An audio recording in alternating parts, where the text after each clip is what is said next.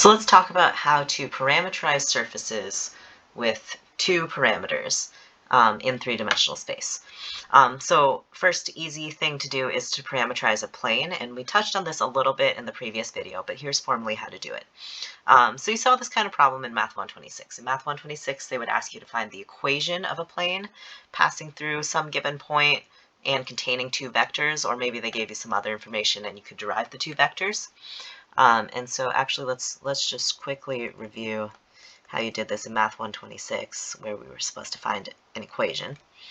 So let's see, we found the cross product of the two vectors.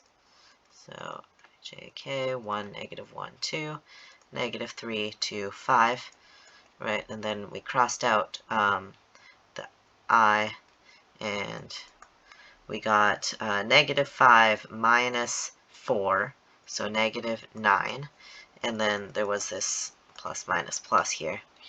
So then when we crossed out the j, remember to put the minus sign, and then we had 5 minus -6 was 11, but with a minus sign, so minus 11, comma, and then cross out the k with a plus sign now. 2 minus 3 is -1. Okay, so that was the normal vector. Because if your plane contains these two vectors, then their cross product is perpendicular. So this vector is perpendicular to the plane, and it's hard to work with all negative signs. So actually, this is also considered a normal vector. If we go the other direction, we're still perpendicular.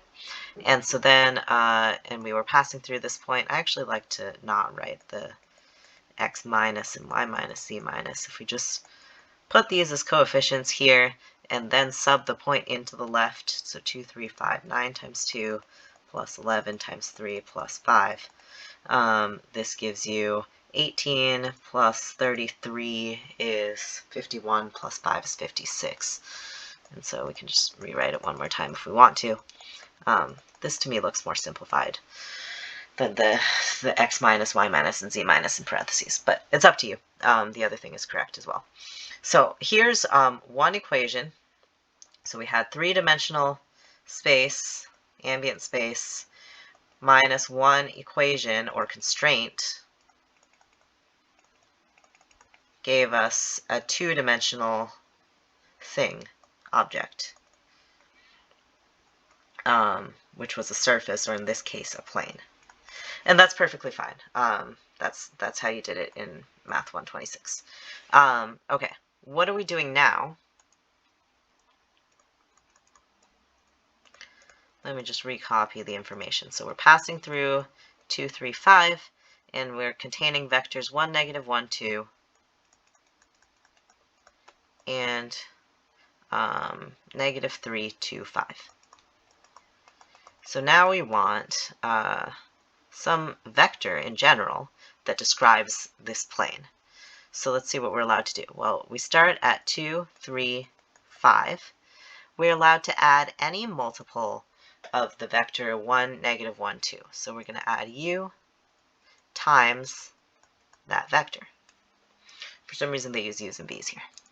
But any two variables technically works. And then we're allowed to add any scalar multiple of the second vector. So minus 3v plus 2v plus 5v. And there is another description of your surface. What are we doing now? We have a u parameter, which gives us one dimension. And we have a v parameter, which gives us another one dimension, for a total of 2 dimensions, which is a surface, or in this specific case, a plane. So here's all the points in three-dimensional space satisfying this, knocks it down a dimension to 2 dimensions, or here's a point in general. Let's decide how many parameters we have, and that gives us the total number of dimensions. Okay, so there's a plane. We can parametrize other surfaces. Like here's a crazy one. I don't know what, I mean, not too crazy, but u squared v cubed u plus v. There's a surface. Don't know what that looks like. But as long as there's two parameters, you can pretty much guarantee it's a surface. Here's one that you know about that maybe you didn't think of as a surface. Let's see, the z is cosine. So cosine phi, sine phi cosine theta, sine phi sine theta. This reminds us a lot of spherical coordinates, right? This is spherical coordinates with rho equals 1. So this is actually a parametrization in two variables. The variables are phi and theta of sphere centered at the origin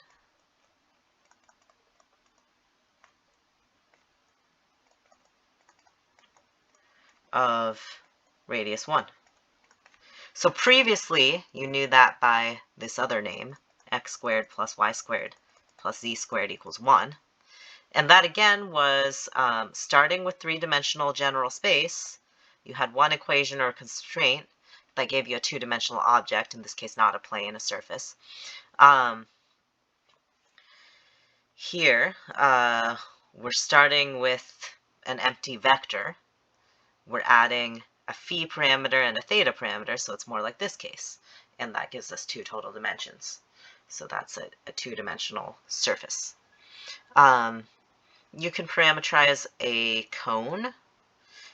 So same concept. Spherical coordinates is actually really good for cones. For a cone, you want to hold phi constant, right? Let's just pick a phi. Let's say phi is pi over 4. Then sine and cosine would both be 1 over root 2, right? So you get phi cosine theta over root 2, comma phi sine theta over root 2, comma phi over root 2. And